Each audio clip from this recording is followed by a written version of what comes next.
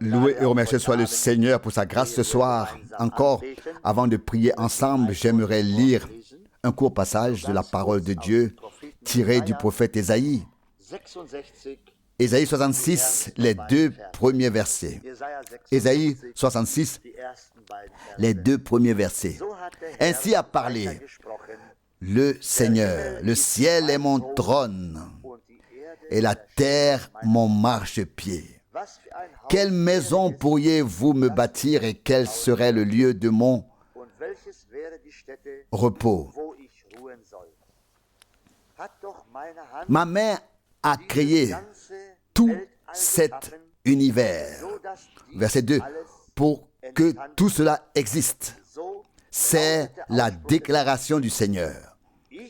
Je regarde celui qui est humble et brisé d'esprit et qui tremble de crainte à la pensée de ma parole. Jusqu'ici, cette sainte et précieuse parole de Dieu.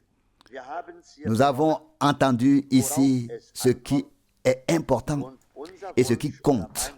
Et notre souhait ou mon souhait est seulement que Dieu nous donne vraiment un cœur humble et un esprit brisé. Car c'est ce que Dieu veut et c'est ce qui lui plaît. Ceux qui marchent dans l'orgueil tomberont.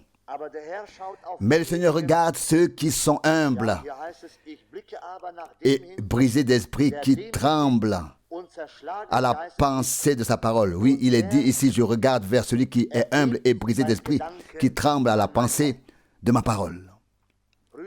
Frères et sœurs, de nos jours, rares sont ceux qui ont encore un véritable respect, une véritable crainte pour la parole de Dieu et pour Dieu lui-même. Devant la parole de Dieu et devant Dieu lui-même. Ils parlent tous de la parole de Dieu comme ils l'entendent, ils disent tout ce qu'ils veulent sur Dieu. Chacun fait ce qu'il veut, mais chacun récoltera ce qu'il a semé. C'est ce que dit la Bible dans Galates 6, verset 7. Mais il y a aussi des gens qui tremblent encore à la pensée de sa parole.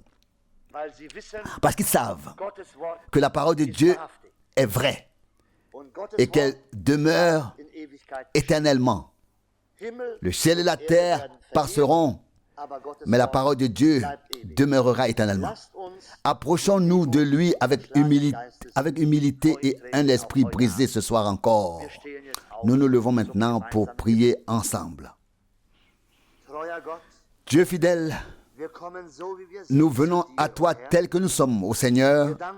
Nous te remercions tout d'abord pour la grâce que nous avons reçue jusqu'à cette heure de rester ici et d'avoir pu nous réunir à nouveau ici, de pouvoir maintenant diriger nos pensées vers ta parole, de pouvoir élever nos pensées vers toi et de t'offrir l'honneur et la louange.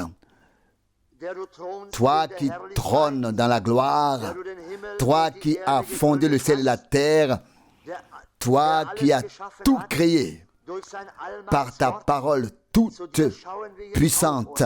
Nous levons les yeux vers toi, ô Seigneur, et nous savons que tu es vrai et juste, car ta parole ne passera pas jusqu'à ce que tout soit accompli, Seigneur. Elle restera jusqu'à la fin, dans toute éternité. Nous te remercions, car chaque promesse est oui et amen, ô Seigneur. Et ce que tu as promis, tu l'accomplis au ciel et sur la terre. Seigneur, et même si tu dis ici que tu es avec ceux qui sont humbles et ont l'esprit brisé, nous te prions de nous donner un cœur humble et un esprit brisé au Seigneur, afin que nous tremblions en regardant ta parole, en lisant ta parole. Seigneur, que ta parole soit toujours sainte dans nos cœurs et que nous la prenions à cœur, que nous y croyions, que nous la recevions comme l'ont fait nos pères au commencement. Ô Dieu fidèle, que nous soyons aussi fermes dans la foi que l'ont été tous les héros de la foi. Seigneur, nous t'adorons et te prions de venir parmi nous ce soir et de nous bénir. Et pas seulement nous, Dieu fidèle, mais aussi tout ton peuple, tous tes enfants, où qu'ils soient dispersés, en tout lieu, dans toutes les nations, dans toutes les directions du ciel, sous le ciel. Seigneur, accorde ta grâce à tous ceux qui sont malades. Seigneur, tu es le grand médecin. Nous pouvons placer notre confiance en toi et nous savons que tu guideras tout de manière merveilleuse. Que ton nom glorieux soit loué et exalté. Seigneur, nous te prions, parle-nous ce soir aussi par ta parole précieuse et sainte. Nous te remercions aussi pour le week-end et pour ta parole puissante, pour ta parole. Seigneur, pour tout ce que nous avons pu entendre et vivre avec toi, le Dieu vivant et véritable. Bénis ton peuple. Je te le demande encore une fois, au Seigneur, en ton nom précieux et glorieux de Jésus. Amen. Amen.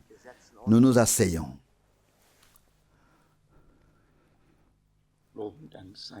Loué et remercié soit le Seigneur. Qui veut aller devant? Qui veut venir devant? Qui veut se lever? Nous préférerions tous rester assis. Et pourtant, nous sommes chaque fois reconnaissants envers Dieu de pouvoir nous réunir et d'entendre sa parole et d'être d'accord avec elle, de dire oui à sa parole. Et ce serait encore mieux si nous étions à chaque fois profondément touchés, pénétrés par la parole de Dieu, comme si le Seigneur était devant nous et nous la disait, nous la prononçait directement. Nous la prononçait directement. Quelle serait notre réaction si nous entendions ce que nous lisons dans les Saintes Écritures directement de la bouche et de sa bouche, et si nous le voyons devant nous, quelle serait ma réaction et la tienne? C'est ainsi que cela devrait être. Par l'Esprit de Dieu, la parole devrait nous être révélée si proche de nous, si vivante, si puissante, en présence de Dieu, que nous en soyons imprégnés, pénétrés, et même que nous puissions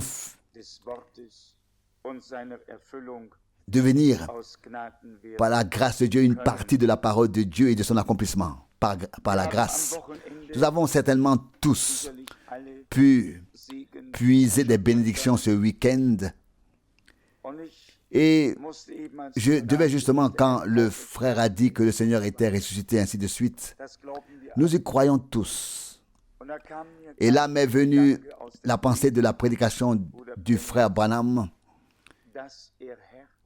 qu'il veut être Seigneur dans ta vie et dans ma vie.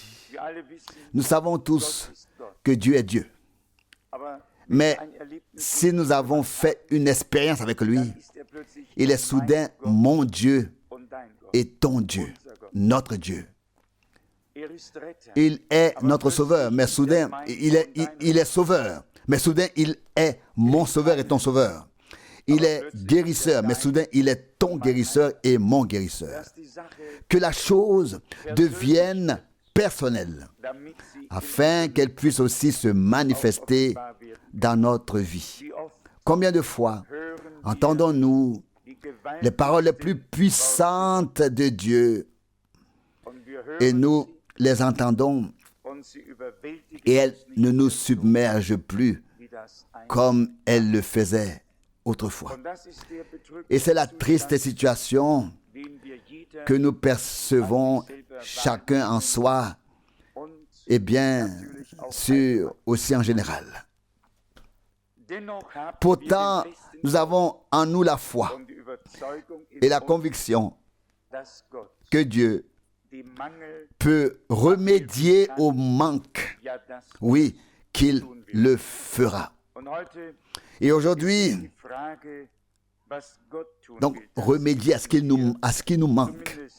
Et aujourd'hui, la question n'est pas de savoir ce que Dieu veut faire. Nous le savons, du moins dans les grandes lignes. La question est toujours de savoir si Dieu peut le faire avec nous et à travers nous. Ou si nous sommes tellement préoccupés par nous-mêmes, par les autres, par les circonstances, que nous ne pouvons pas vraiment être nous-mêmes réellement à la disposition de Dieu. Ce sont des questions que nous devons nous poser. Quand nous regardons le monde qui nous entoure, nous voyons clairement que tout est sens dessus dessous. Les gens ont perdu leur repère, leur orientation. Ils portent des jugements sur des choses qu'ils ne comprennent pas. Je l'ai fait maintenant, je dis rarement quelque chose ici devant, mais j'ai entendu très brièvement la fin des nouvelles à 19h. Et là, le Conseil œcuménique des communautés religieuses a décidé que les plus de 300 communautés religieuses qui y sont réunies devraient chacune travailler avec les syndicats dans le pays concerné.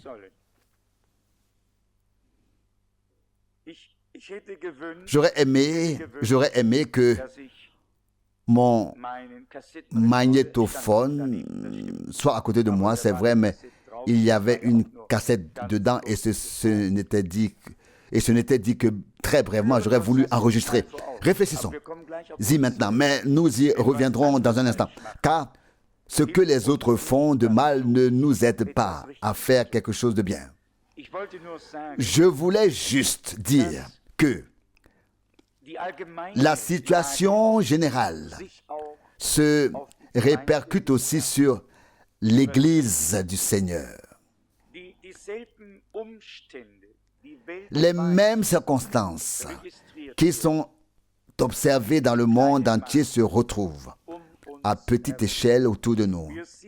Nous sommes au milieu de la terre. Personne ne peut se détacher complètement et faire comme s'il n'était pas là.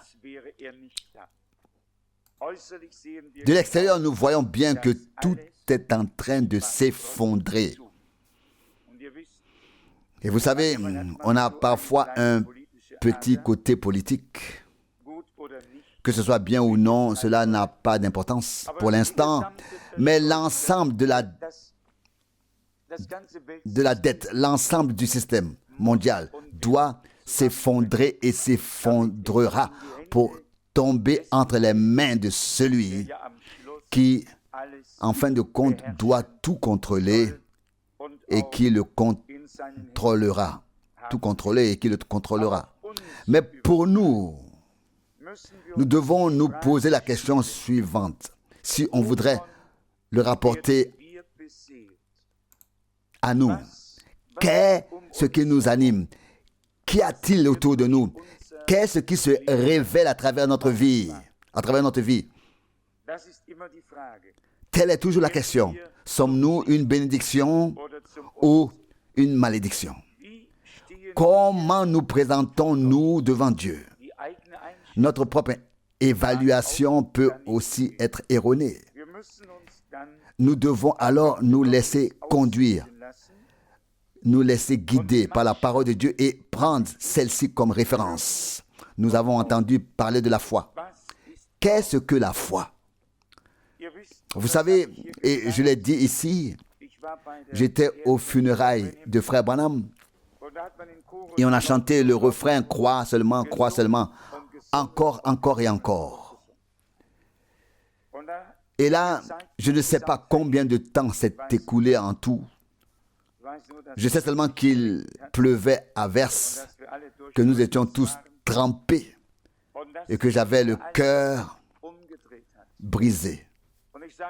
Et je me suis dit, ou j'ai dit au Seigneur, nous pouvons chanter, crois seulement. Mais cet homme qui vraiment croyait, nous l'avons enterré. Nous l'avons enterré. Vous pouvez imaginer à quel point on se sent déchiré intérieurement. Et pourtant, nous continuons à croire que les promesses de Dieu restent valables. Mais nous devons trouver l'accès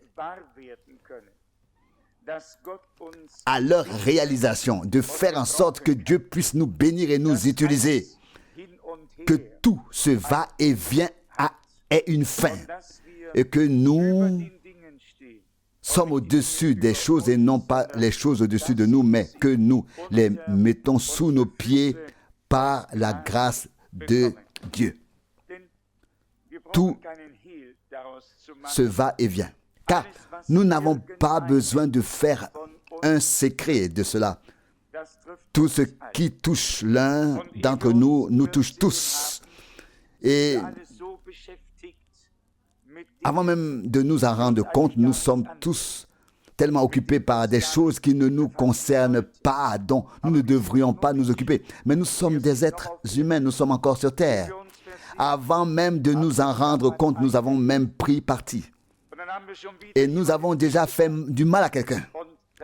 Et cela continue encore et encore, l'un entraînant l'autre. Nous devons trouver grâce devant Dieu afin de reconnaître ses voies avec nous et de déterminer quand l'ennemi est en jeu pour nous distraire, pour nous occuper de ce qui n'apporte aucun bénéfice. Et pour cela, il faut que chacun s'examine et vérifie s'il est dans la foi lui-même. 2 Corinthiens 13, verset 5, c'est ce que Paul écrit aux Corinthiens. Que chacun fasse l'examen de soi-même pour voir s'il est dans la foi. 2 Corinthiens 13, verset 5. Et vous savez bien que cet examen, on le fait certes sur soi-même, mais pas avec soi-même. Hein. On ne se compare pas à soi-même. On se compare à ceux que Dieu a envoyés, a établis, a bénis et a utilisés. Celui qui se compare à lui-même s'en sort toujours bien. Tout est toujours parfait pour lui et les choses sont comme vous voyez ce que je veux dire.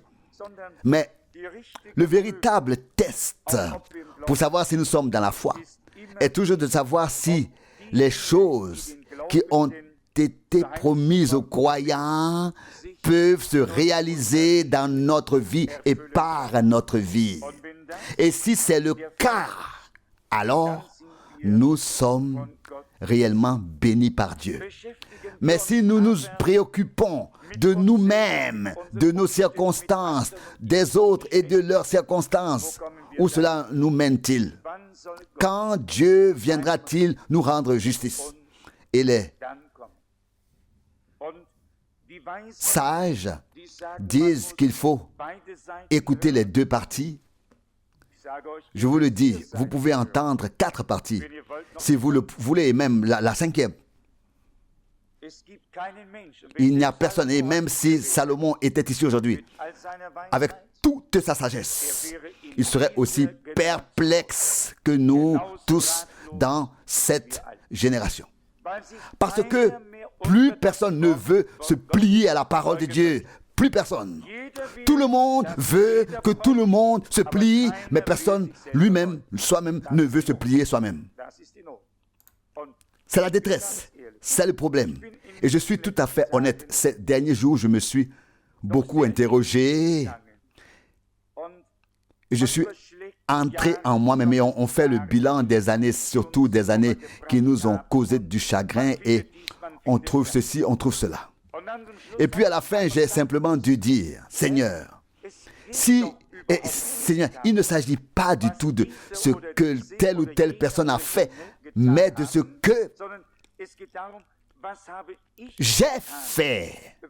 Pourquoi suis-je là où je suis maintenant? Il ne s'agit pas des autres au moment où il est question de la culpabilité, mais en réalité seulement de toi et de moi, de nous personnellement, individuellement. Quelqu'un d'autre peut peut-être influencer quelque chose, mais en fin de compte, nous sommes tous devant notre Dieu. Et ce n'est pas l'autre, mais nous tous, chacun pour soi, qui devons être clairs, en paix avec notre Dieu. Nous avons lu ici, dans l'épître aux Hébreux, Hébreux 12, verset 12, « Redressez donc les mains languissantes et les genoux affaiblis et tracez des chemins droits pour vos pieds. » Ce n'est pas le Seigneur qui le fait. C'est à nous de le faire. Mais parfois, il faut être deux pour y arriver. Oui, et alors, comment cela doit-il se passer? Alors, nous sommes de nouveau et toujours dépendants de l'aide de notre Dieu. Et il est dit dans Hébreux 12, verset 13, « Afin que ce qui est boiteux ne s'égare pas complètement du droit chemin. » Et ici, il est dit au verset 15, « Veillez à ce que nul ne se prive de la grâce de Dieu. » Et ça, c'est important. C'est également important. Qu'aucun d'entre nous ne reste en arrière et ainsi se prive de la grâce de Dieu. Au lieu d'être dans une position où il peut revendiquer toute la grâce de Dieu pour lui-même, mais qu'il sombre dans les désespoirs pour une raison quelconque et ne puisse plus revendiquer la grâce pour lui-même. Cela ne doit pas arriver et aucune racine d'amertume ne doit non plus s'élever, car elle ne fait que causer de terribles malheurs.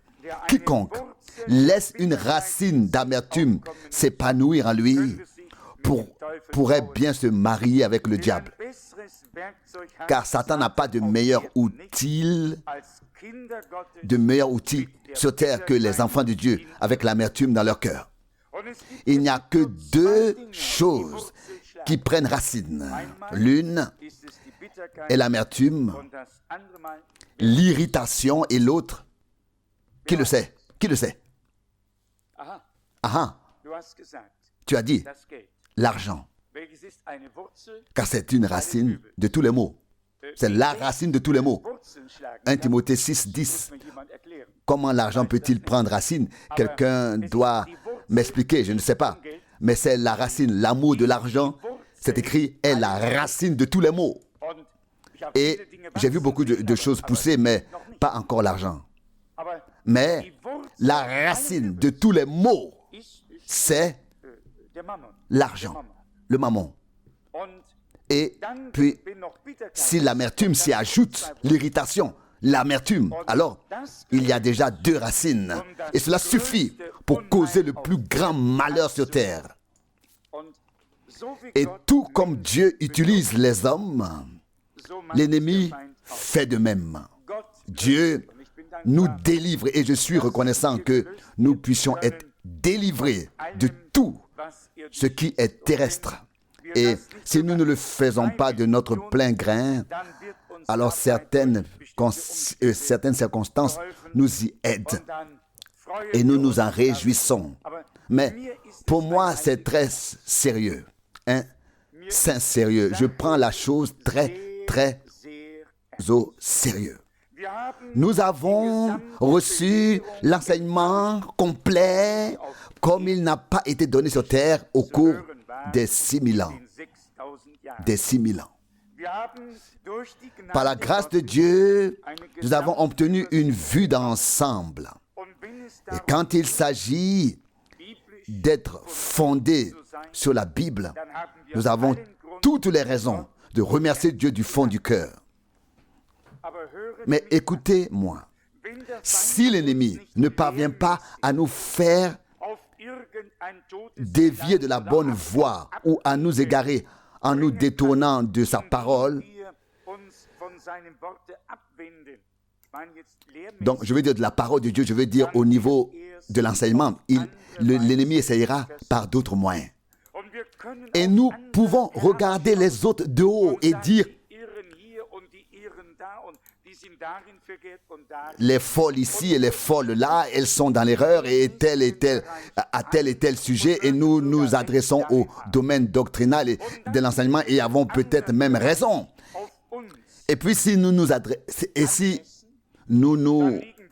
laissons mesurer sur d'autres domaines, nous nous trompons nous-mêmes là et avons tort ici et avons encore tort là.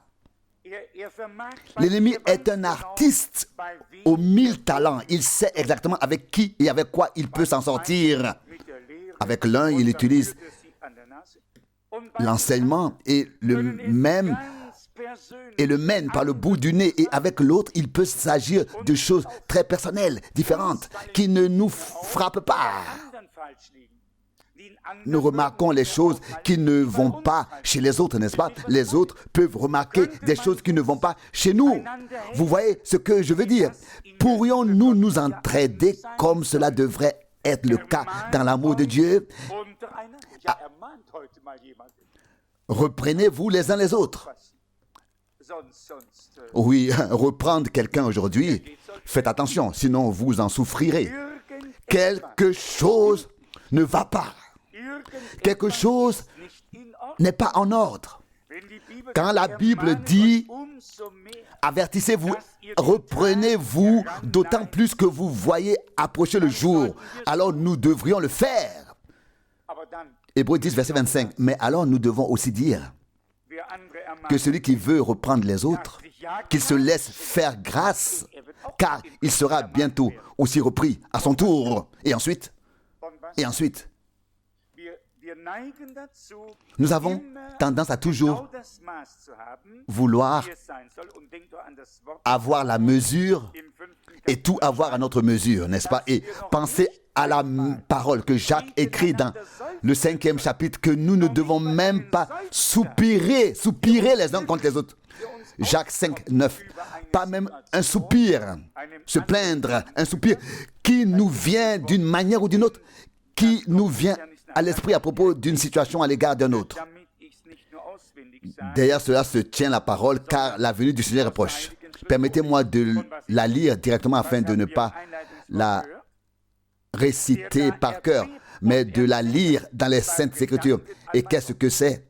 Qu'avons-nous entendu dans la parole d'introduction? Celui qui tremble et frissonne à la pensée de ma parole, Ésaïe 66, 2, et qui frissonne et qui tremble, aucun homme, qui tremble, personne.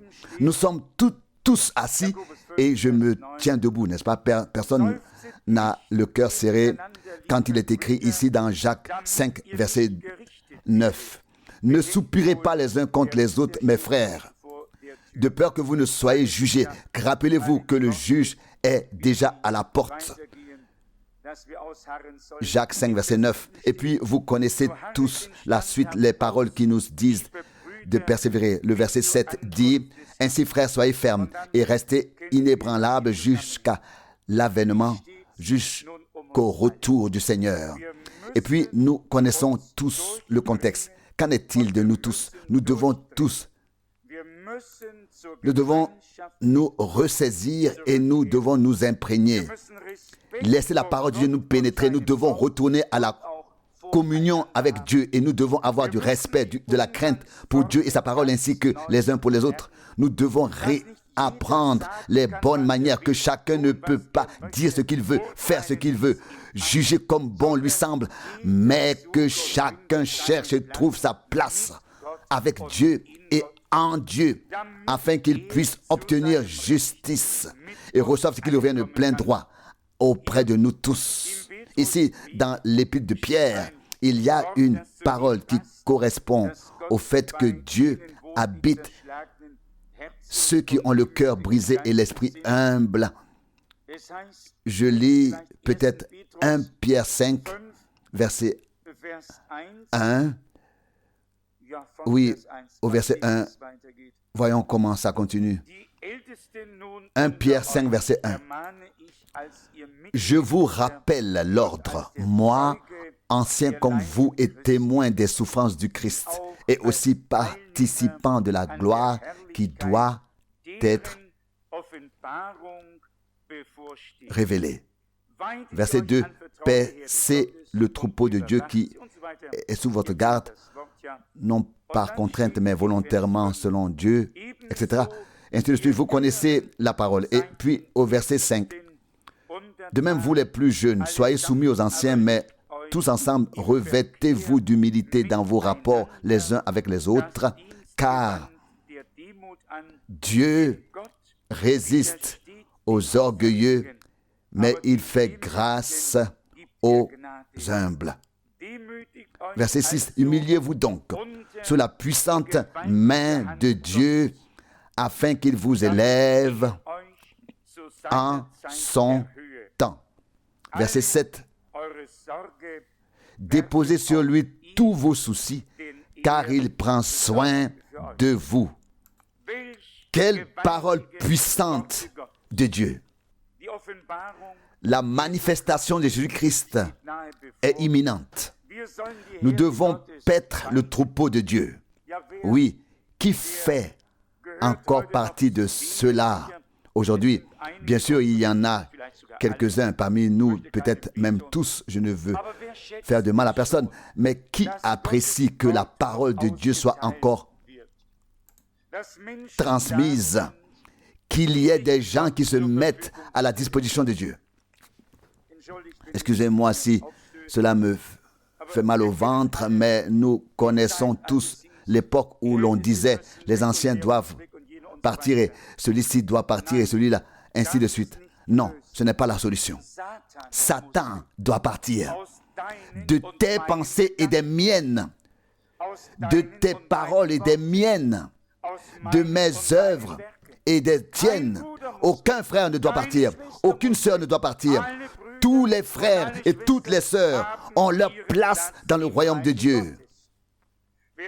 Celui qui doit partir, c'est seulement Satan et personne d'autre.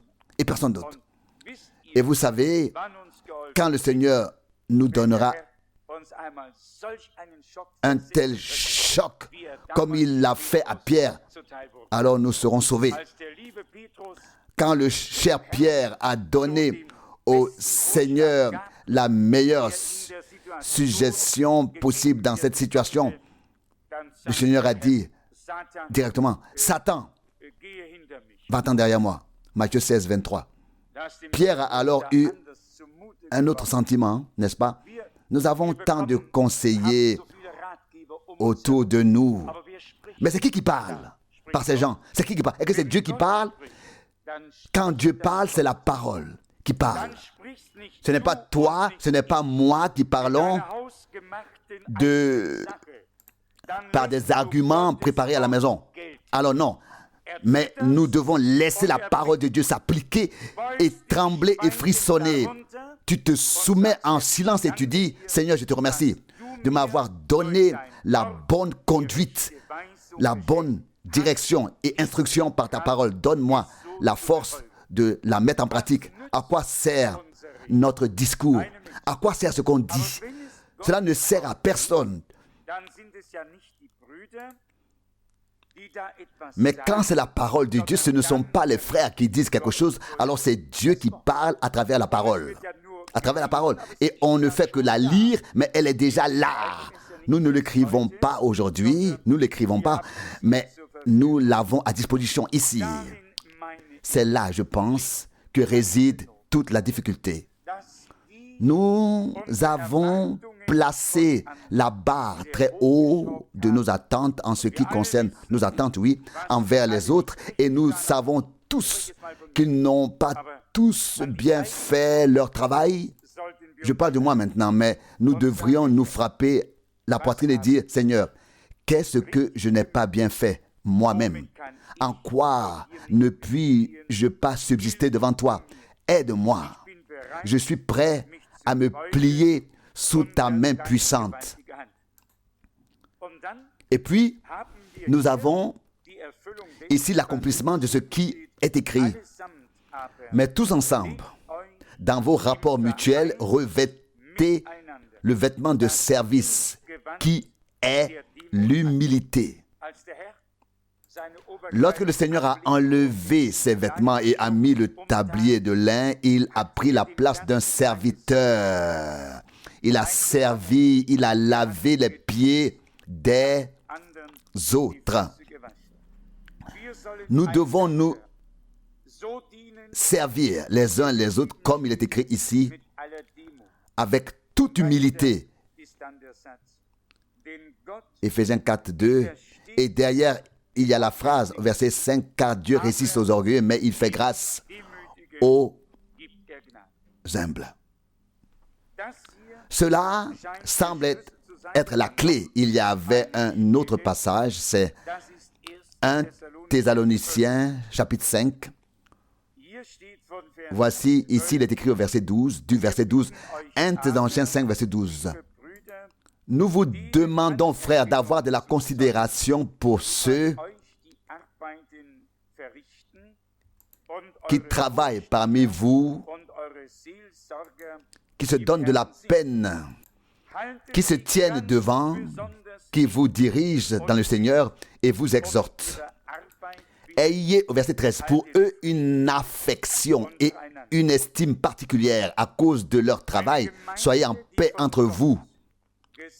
Une assemblée qui souhaite être bénie par Dieu doit reconnaître l'ordre divin, doit distinguer, discerner le corps du Seigneur, doit savoir quels services et quelles tâches ont été établies dans l'assemblée.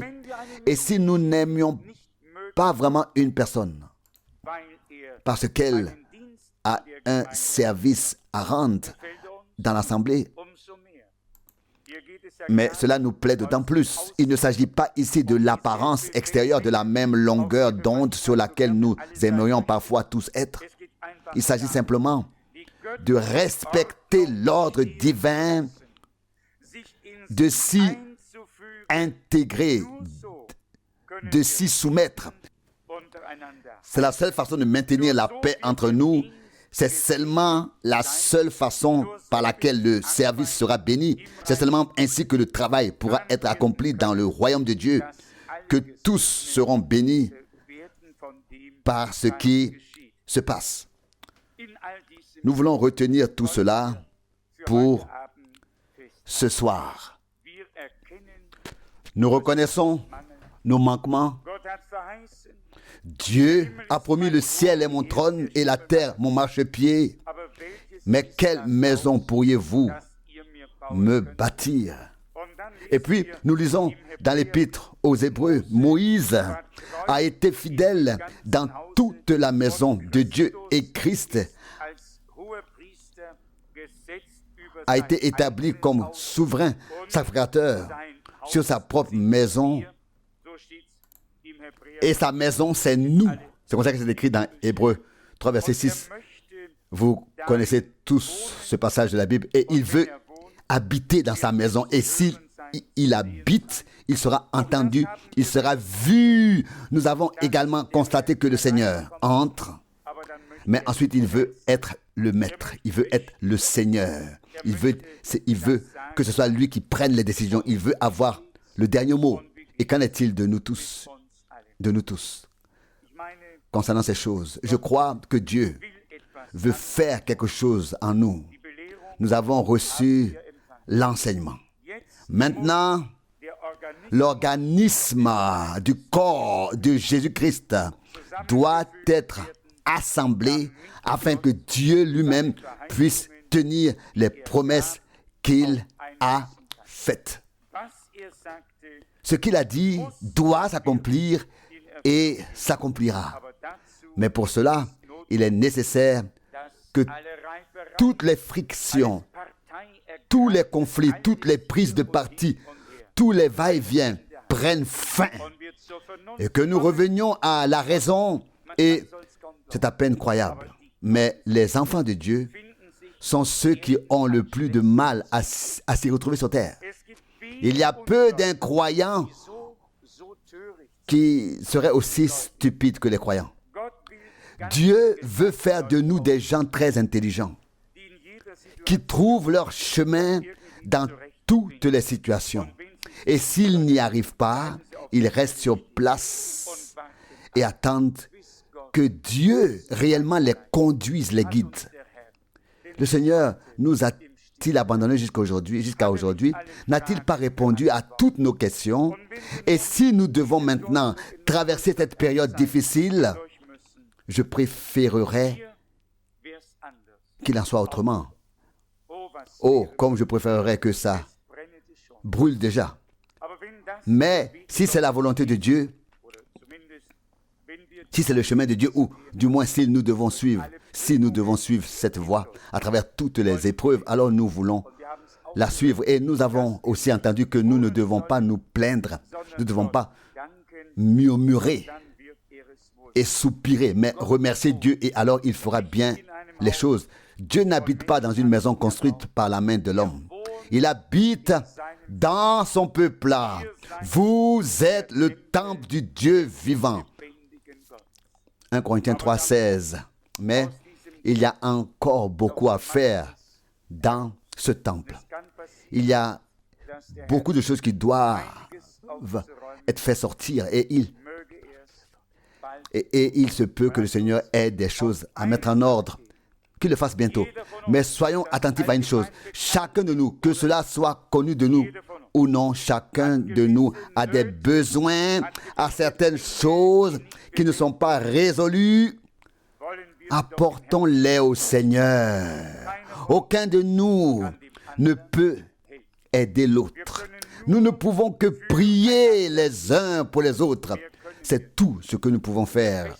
Le meilleur conseil que nous pouvons donner est celui que nous donnons de notre point de vue, et nous ne sommes pas à la place de l'autre ni dans les chaussures de l'autre. Mais si nous nous soutenons mutuellement, si nous maintenons la paix entre nous, oui, si nous la recherchons, la poursuivons, et si nous nous défendons vraiment les uns les autres devant Dieu, sans nous permettre de porter un jugement.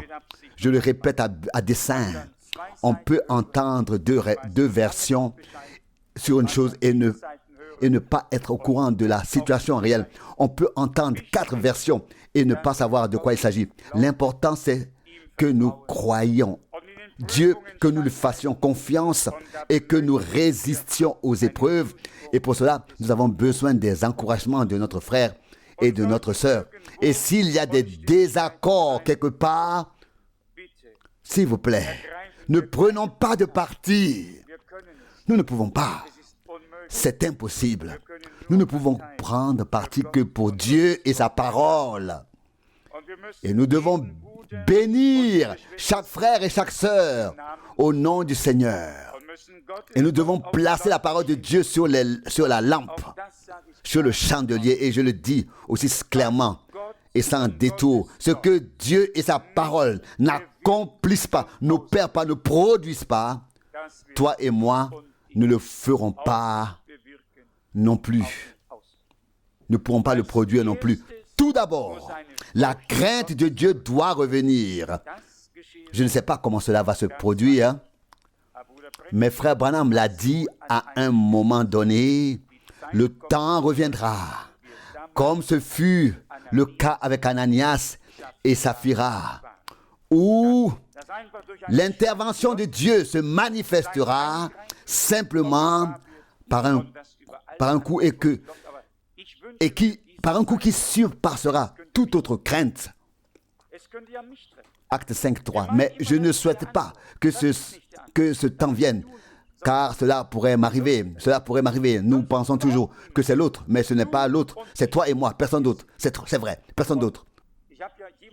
Et j'ai entendu quelqu'un prêcher avec force là-dessus, que le jour où cela se produira, comme pour Ananias et Saphira, est attendu avec impatience. Il attend avec impatience. Mon Dieu, je souris maintenant, mais dans mon cœur, il y avait une telle douleur profonde. Je n'ai pensé qu'à une chose, Seigneur, sois miséricordieux et compatissant. Nous pouvons souhaiter des choses, Et quand elles arrivent et nous frappent, que faire? Mieux vaut tomber entre les mains de Dieu. Pardonnons pour être pardonnés. Ne gardons pas rancune, ne tenons pas rigueur, mais puissions nous présenter libres devant la face de notre Dieu. S'il y a quelque part quelque chose à reprocher, nous avons aussi lu la parole. À quelque chose à imputer, nous avons aussi lu la parole. Alors cela doit être imputé au prince de ce monde. Et il est déjà jugé, ce n'est pas l'homme. Ce n'était pas moi, ce n'est ni toi ni nous. C'est l'ennemi qui utilise parfois l'un et parfois l'autre par surprise. Et devrais-je alors en vouloir à un frère ou à une sœur, alors que c'est le diable qui a causé le malheur et que les gens n'ont peut-être pas pu s'aider eux-mêmes? Non. Faisons la distinction entre les précieux enfants de Dieu et ce que l'ennemi provoque et incite. Et comme je viens de le dire, ne prenons absolument pas parti pour qui que ce soit, pour quoi que ce soit. Laissons tout à Dieu. Personne ne peut rendre justice. C'est la parole de Dieu et lui seul rendra justice. Il rendra justice. Il rendra même justice aux siens. Comme il est écrit, peut-être, oui, dans Luc 18, verset 7. Je ne sais pas exactement. Et ce sera bientôt. Que Dieu nous bénisse. Je suis inquiet. Je ne sais pas si vous le remarquez. Je m'inquiète pour l'œuvre de Dieu, pour l'Église du Seigneur, pour l'accomplissement, pour tout ce qui doit encore se produire avant l'enlèvement, pour l'achèvement de l'œuvre de Dieu. Et c'est mon souhait et ma prière de trouver ma place dans le royaume de Dieu, dans l'Église. Et au-delà de cela, que Dieu nous accorde à tous la grâce de prendre notre place et de nous soutenir, enfin les uns les autres, dans l'amour de Dieu. Et c'est mon souhait et ma prière. Et si les choses ne vont plus quelque part, nous devons aussi,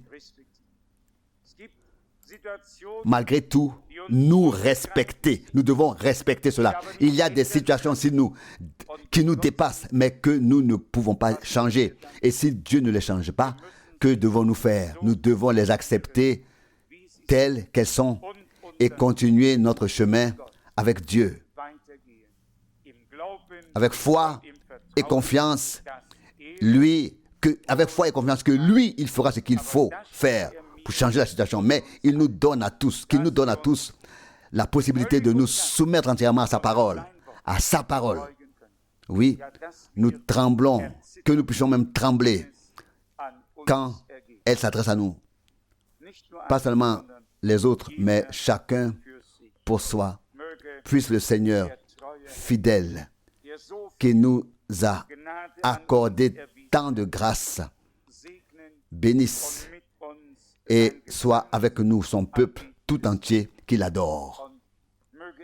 Et qui nous pousse aussi dans la prière, qui nous y entraîne directement, qui nous y pousse réellement, directement, afin que nous puissions invoquer son nom de tout notre cœur et qu'il nous exauce et nous bénisse. Amen. Père Céleste, je te remercie du fond du cœur pour le privilège que nous avons de pouvoir être réunis ici en ta présence sous l'écoute de ta parole. Dieu fidèle, nous avons encore assez de respect et de crainte pour ne pas manquer les réunions. Comme tu l'as dit, c'est aussi la parole de Dieu, ça. Et combien de personnes s'en moquent et sont pieuses. Mon Dieu, pour chaque parole qui se trouve dans la Bible, accorde-moi un respect saint, un saint respect. Accorde-moi la grâce de m'y soumettre. Accorde-moi la force de pouvoir qu'elle puisse s'accomplir par ma vie. Seigneur bien-aimé, la foi sans les œuvres est morte en soi. Maître fidèle, que tu nous accordes à tous, que ce soit dans notre ministère, notre vie spirituelle ou notre vie terrestre, accorde-nous la grâce que chacun se plie, se soumette dans tous les domaines à chaque parole qui s'applique à lui. Et quelle que soit la situation à laquelle elle est destinée. Fidèle Seigneur, nous ne te blasphémons pas avec des paroles, mais si nous passons outre ta parole et faisons comme si tu n'avais pas parlé, mon Dieu, alors ton nom est blasphémé. Si nous faisons comme si tu n'avais rien dit à ce sujet, ô Seigneur, aide-nous, fais que nous trouvions grâce devant ta face en toutes choses. Devant ta face sainte en toutes choses, et viens parmi nous, non pas avec un grand jugement, Seigneur. Si tu dois déjà régler les choses, souviens-toi de ta grâce au milieu du jugement. Mais il est écrit que le jugement commence dans la maison de Dieu, Seigneur, par la maison de Dieu. Seigneur, bien-aimé, accepte-nous tous comme encore pour le week-end, pour la prédication, pour ta parole, pour ton œuvre. Seigneur, prends toute notre vie, prends tous ceux qui sont dans le besoin, que ce soit par leur propre faute ou non, Seigneur. Mon Dieu, tu as porté toute la faute, toutes les fautes. Prends-nous pour que nous ne soyons pas submergés par les choses et pris au piège par elles. Mais donne-nous la force et la grâce de les maîtriser et les avoir sous nos pieds. Ô Seigneur, nous te remercions pour Golgotha, pour ton sang versé, pour ta parole et pour ton esprit. Continue d'agir pour la gloire de ton nom. Bénis-nous également ce week-end, Seigneur. Sois avec nous. Et en France, la semaine prochaine, Seigneur. Bénis par ta grâce. Bénis partout. Que ton nom soit glorifié. Alléluia. Amen.